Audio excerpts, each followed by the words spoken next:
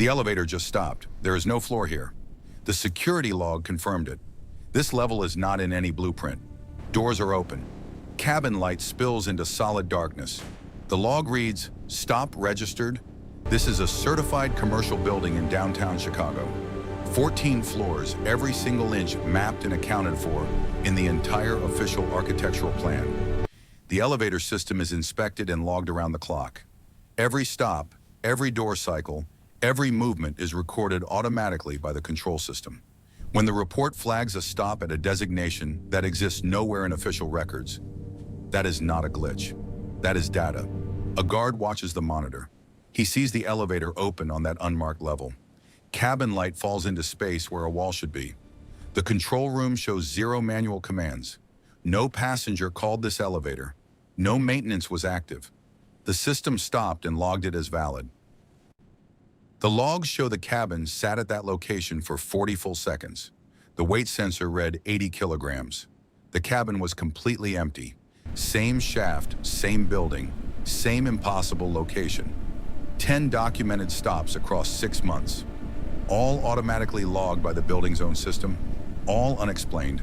No passenger called this floor. No maintenance was scheduled. What triggered the stop?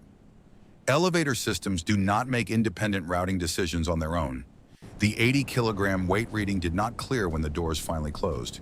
It held all the way back down to the ground floor lobby. A technician reviews the live feed next morning, expecting a routine sensor error. Instead, the elevator moves normally, then slows without any command. It bypasses every scheduled floor. Smooth, deliberate. Then stops in a zone that appears on no floor index anywhere in the building system. The panel flickers. Every floor indicator resets to 0 for 2 seconds. Then stabilizes, showing an index number no technician on the team recognizes. He tries a manual override. The system responds with 3 words: priority route active. No engineer had ever activated that mode in this building. In Tokyo, a residential tower reported an elevator stopping between floors 4 and 5 inside a physically enclosed and fully sealed section of shaft. A passenger was extracted in 20 minutes. He said he saw, through the gap, a fully working office with people dressed like 1973. That account is unverified, but engineers did verify this. Inspecting that sealed shaft section, they found a corridor not present on any current drawing. Photographs from inside elevator shafts across multiple buildings show the same thing.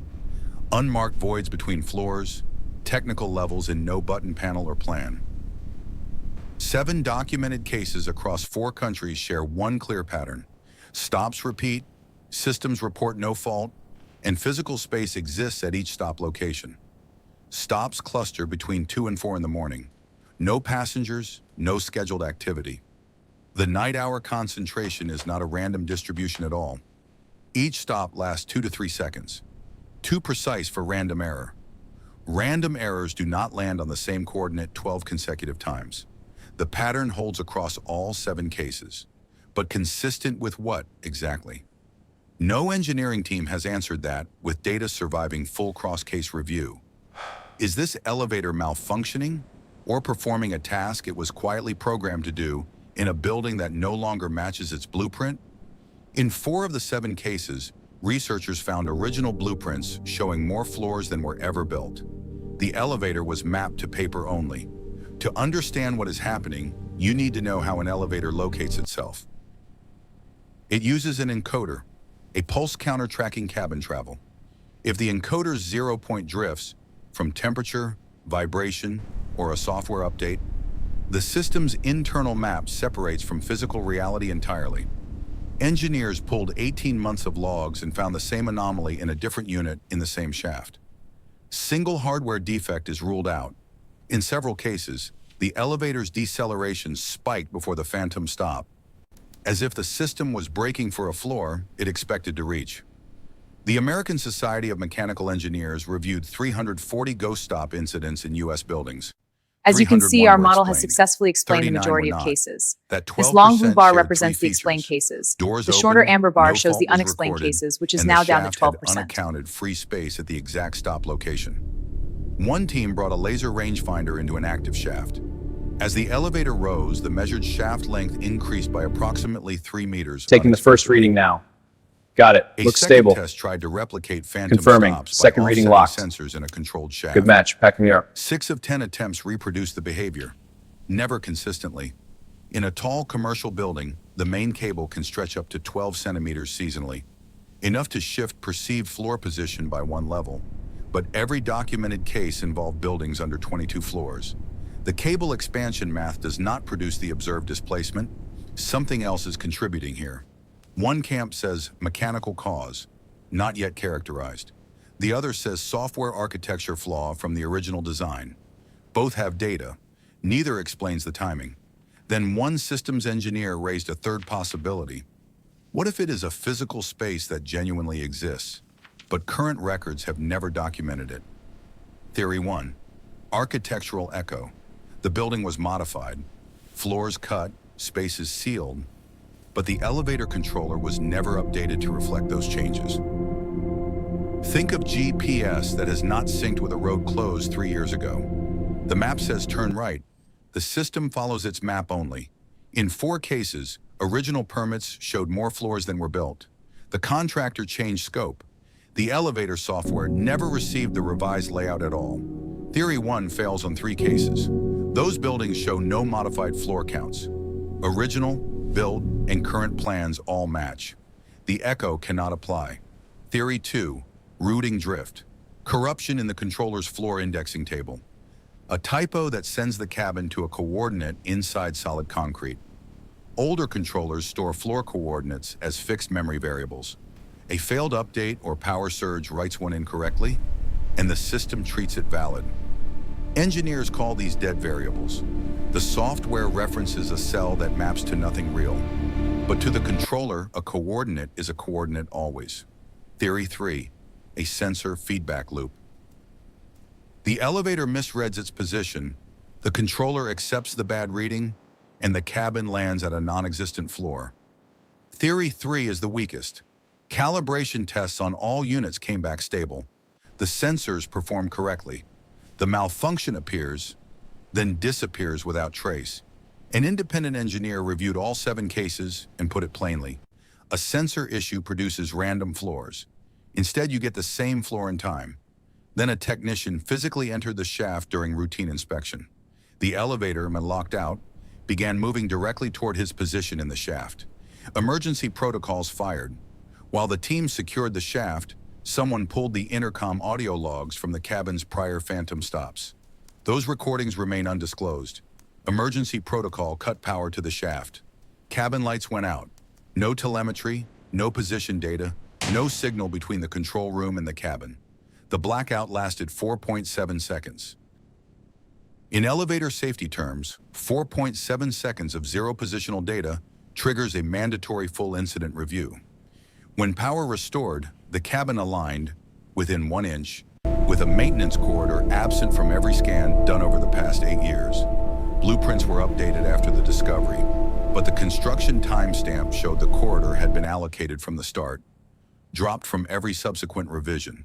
The industry calls this orphaned architecture, structural elements that physically exist but have been removed from the official record through incomplete documentation updates over decades. In London, a 50s office building converted to residential use had a similar incident. Phantom stop aligned with a floor removed in renovation decades ago.